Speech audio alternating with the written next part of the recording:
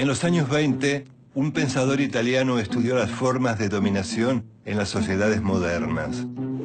A esa forma de dominación la llamó hegemonía y la definió como el modo en que la clase dominante somete a las clases proletarias. Las clases dominantes ejercen el control social desde la economía y la política, pero este pensador italiano plantea que además y fundamentalmente se ejerce desde la cultura. Según él, la hegemonía se instala a través del sistema educativo, las instituciones religiosas y los medios de comunicación.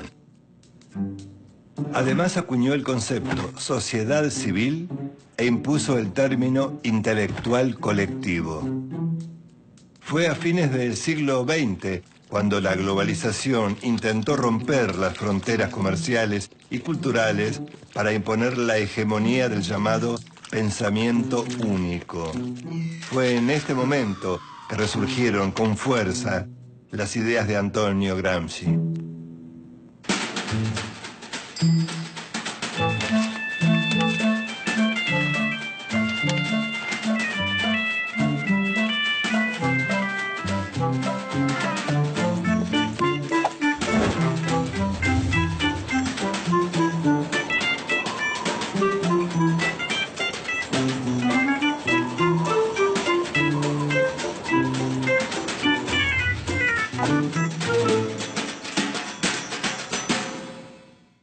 El pensamiento de Gramsci se convirtió en una herramienta fundamental para todos esos movimientos que rechazaban la globalización del capitalismo.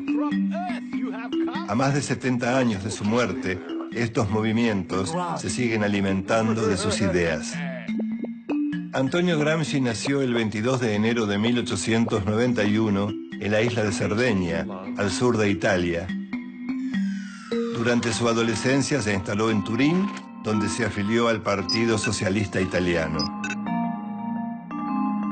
Ingresó a la universidad, pero dejó sus estudios y se dedicó al periodismo, donde se destacó por su lucidez intelectual. Cuando en 1917 estalló la Revolución Rusa, Gramsci la apoyó con entusiasmo e incluso viajó a la Unión Soviética, donde fue testigo privilegiado de la instauración del comunismo. La revolución bolchevique se apoyó en organizaciones de obreros y campesinos llamadas Soviet. Gramsci intentó aplicar en Italia el modelo soviético, uniendo el obrero industrial del norte con el campesino del sur. Para llevar a la acción su pensamiento, ingresó a trabajar en la fábrica Fiat en Turín. Con la participación de trabajadores socialistas y anarquistas creó en la empresa automotriz los consejos de fábrica, siguiendo el modelo de los soviets rusos.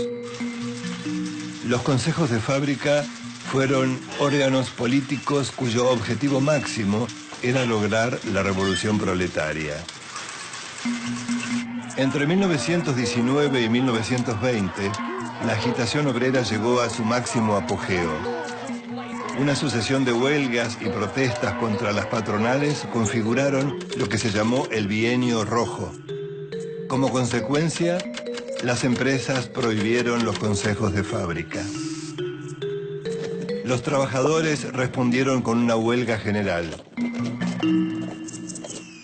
Los empresarios, alarmados por la situación, apelaron a un líder político anticomunista de una fracción minoritaria llamado Benito Mussolini. Entrará más tarde como el principal protagonista del capítulo más horrible en la historia de Italia. È sacrosantemente vero. Io mi preoccupo tutti i giorni, dalla mattina alla sera, lavorando senza contare le ore di lavoro, mi preoccupo di dare il massimo lavoro possibile a tutti gli operai italiani.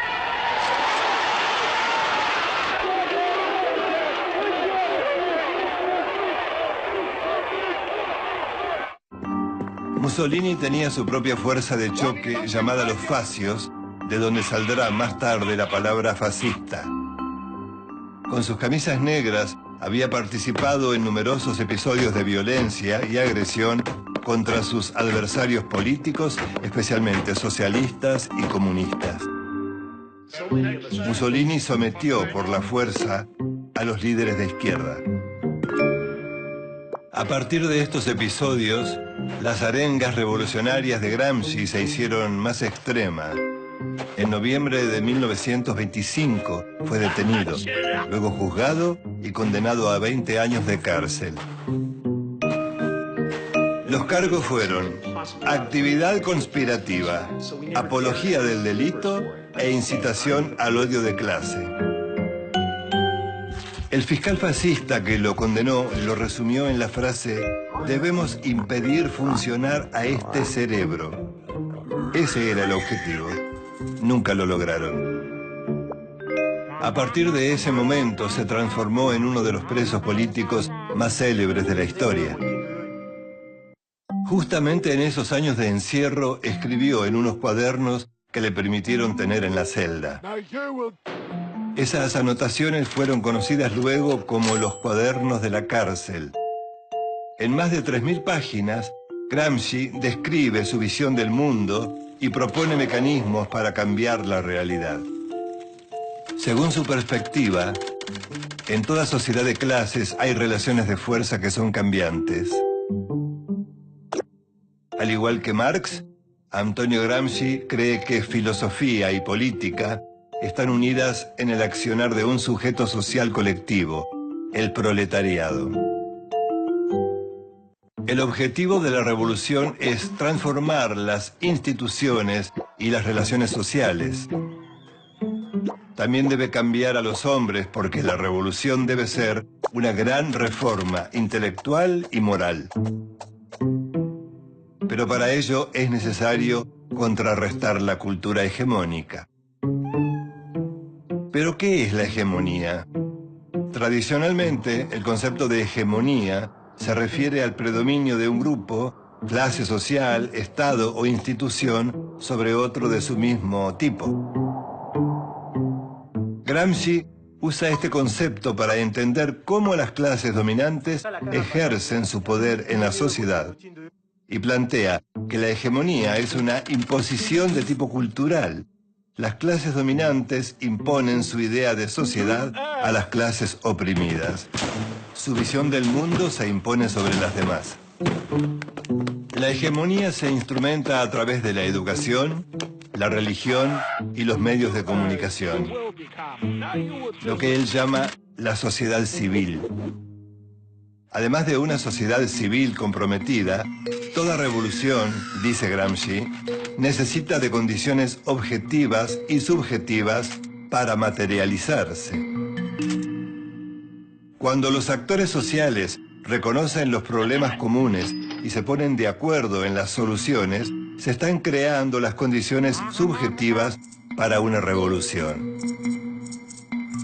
Las condiciones objetivas, en cambio, las provee la crisis del capitalismo. Desocupación, miseria, desplazados del sistema. Pero además, para generar una revolución, es necesario un sujeto revolucionario. El sujeto revolucionario es un sujeto colectivo. Este sujeto colectivo, o sea, la clase trabajadora, genera otra idea hegemónica que transforma a la sociedad y que a su vez influye y transforma al individuo. Esto lleva a otro concepto fundamental de Gramsci: la filosofía de la praxis. No se puede separar al sujeto del objeto, tampoco el ser del pensar y el hacer. La praxis es el territorio donde se unen la idea y la acción. La praxis revolucionaria propone una idea de contrapoder. Pero esta idea necesita también de una filosofía contrahegemónica.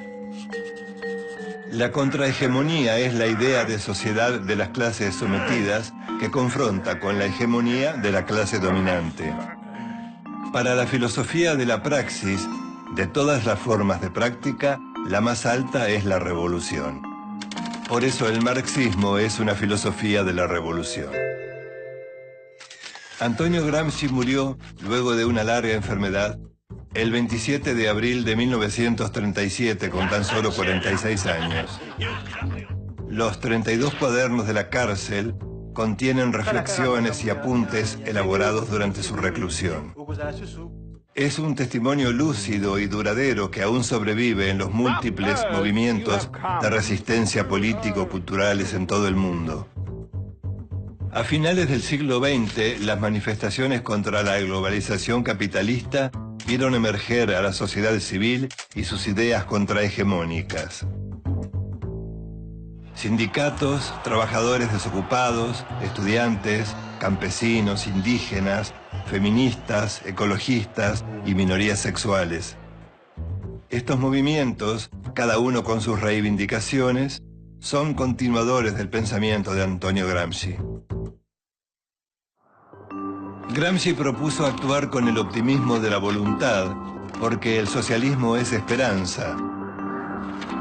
Su vida y su lucha están marcadas por su férrea convicción de que el mundo es como es, pero que también puede ser de otra manera. Y esa es la misión: cambiarlo.